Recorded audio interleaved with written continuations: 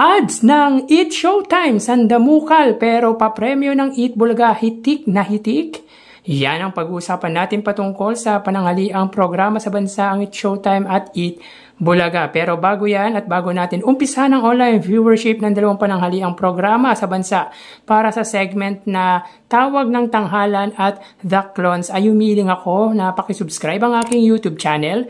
Pakilike and share na din po mga kaparokya para mas dumami pa po ang makapanood ng content natin. Maraming salamat po sa inyo mga kaparokya.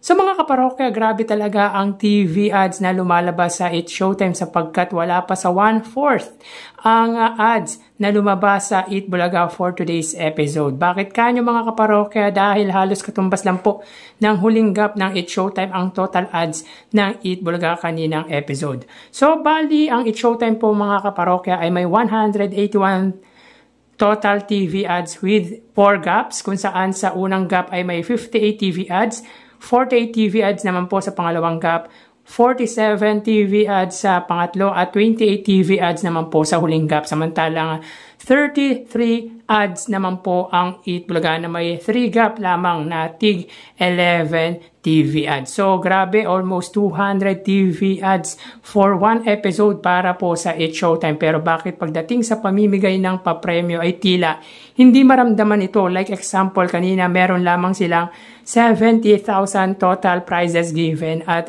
230,000 naman po sa Eat Bulaga. Sa 70,000 na bigay ng Eat Showtime, 40,000 dito ay sa weekly finals po ng Breaking News at Escort of Appeals at 30,000 naman po sa Tawag ng Tanghalan. Samantalang 45,000 sa Pera Fee segment ng Eat Bulaga, 70,000 sa Sugod Bahay, 85,000 sa Gimme 5 at 30,000 sa The Clones with total of 230,000 pesos. Konti ang ads pero mas maraming pamimigay ng papremyo ang Eat Bulaga. Talaga bang limited lang ang nakukuhang ads ng Eat Bulaga o talagang limited lang ang pagkuha or kinukuha nilang ads para sa mga segment nito? So kanina nga mga kaparokya ay umabot po sa 115,000 views ang main YouTube channel ng Eat Showtime at 154 naman po sa Eat Bulaga. So munti ka na naman ma-break po ng Eat Bulaga ang highest viewership nila for an ordinary episode para po sa kanilang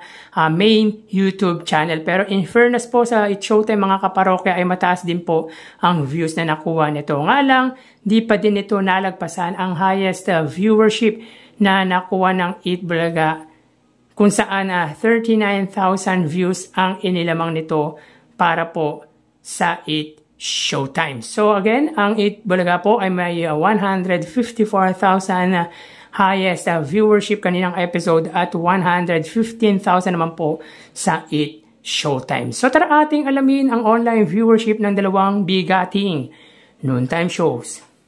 Para sa Eat Bulaga under TVJ Facebook page na may 3.3 million followers at sa Eat Showtime naman po na may 19 million followers. So sa oras na 2:02 PM ang Eat Showtime po ay may kasalukuyang segment na Tawag ng Tanghalan. So hanapin po muna natin ang live ng Eat Showtime. So para naman po sa Eat Bulaga, sila po ay may kasalukuyang segment na The Clone. So both segment po ng dalawang noontime show ay singing contest. So dito nakikita po natin na ang Eat Showtime po ay may 3,300 live viewers at ang Eat Bulaga naman po ay may 3,300 live viewers. So again, sa oras na 2:03 PM ang Eat Showtime po ay may 3,300 live viewers at ang Eat Bulaga naman po ay may 3,300 live viewers. So type po sila pagdating sa Facebook Live. So mapunta naman po tayo sa TV Network YouTube channel ng dalawang noontime shows. Unahin po natin ang Eat Showtime under GMA Network YouTube channel na may kasalukuyang subscribers na 39.3 million subscribers. At para naman po sa Eat Bulaga under TV5 YouTube channel na may 2.52 million subscribers. So sa oras na 2:03 PM ang Eat Showtime under GMA Network, sila po ay may 23,000 viewers. Ang Eat Bulaga naman po under TV5 YouTube channel ay may 11,000 live viewers. So again, sa oras na 2:03 PM ang Eat Showtime po under GMA Network ay may 23,000 live viewers at ang Eat Bulaga naman po mga kaparokya under TV5 YouTube channel. Sila po ay may 11,000 live viewers. Mapunta naman po tayo sa main YouTube channel ng dalawang noontime show. So, unahin po natin ang It's Showtime. Under po yan sa ABS-CBN It's Showtime na may 2.64 million subscribers. At sa Itbulaga naman po under Itbulaga TVJ YouTube channel na may 1.54 million subscribers. So, sa oras na 2:04 PM, ang It's Showtime po, sila ay may 78,000 viewers.